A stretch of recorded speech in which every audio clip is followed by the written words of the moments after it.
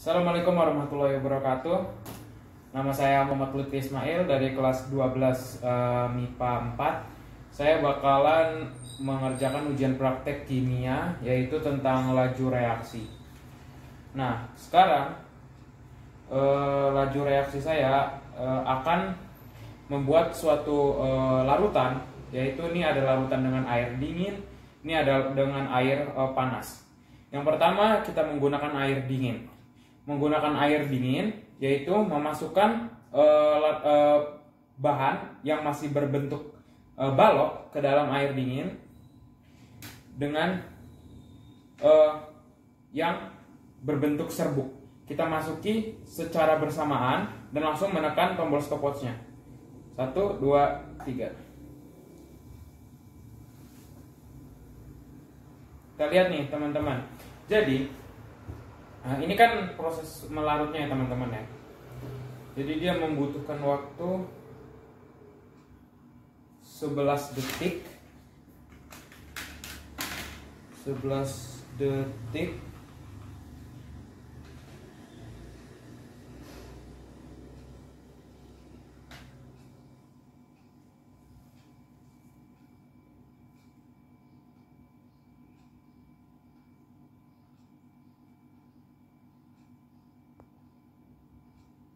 Dan 26 detik untuk larutan yang larutan serbuk, yang ini balok pada air dingin.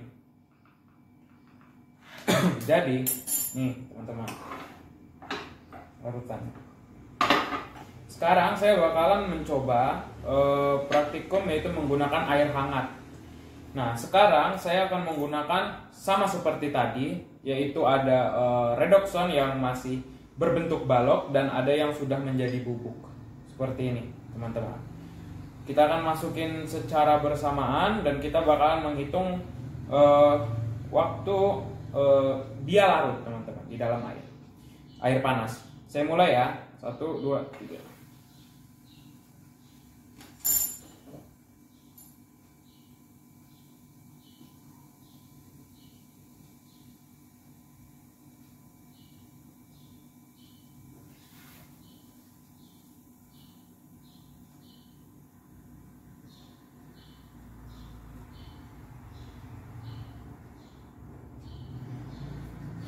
Untuk air panas ini, untuk air panas yang berbentuk serbuk itu membutuhkan waktu sebanyak 8 detik. Dan untuk yang berbentuk balok itu menghabiskan waktu selama 21 detik.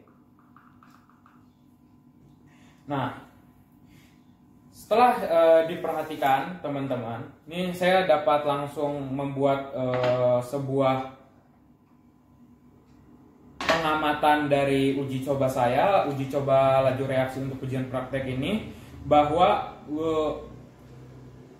suatu larutan itu bakal cepat larutnya apabila permukaan dia semakin besar. Tapi jangan salah, permukaan besar itu bukan berarti suatu seperti balok ini umpamakan balok, dia kan di permukaannya besar, enggak seperti itu teman-teman. Apabila suatu zat itu dihancurkan menjadi butiran-butiran kecil, maka otomatis bidang untuk larutan untuk alat itu untuk larut semakin besar.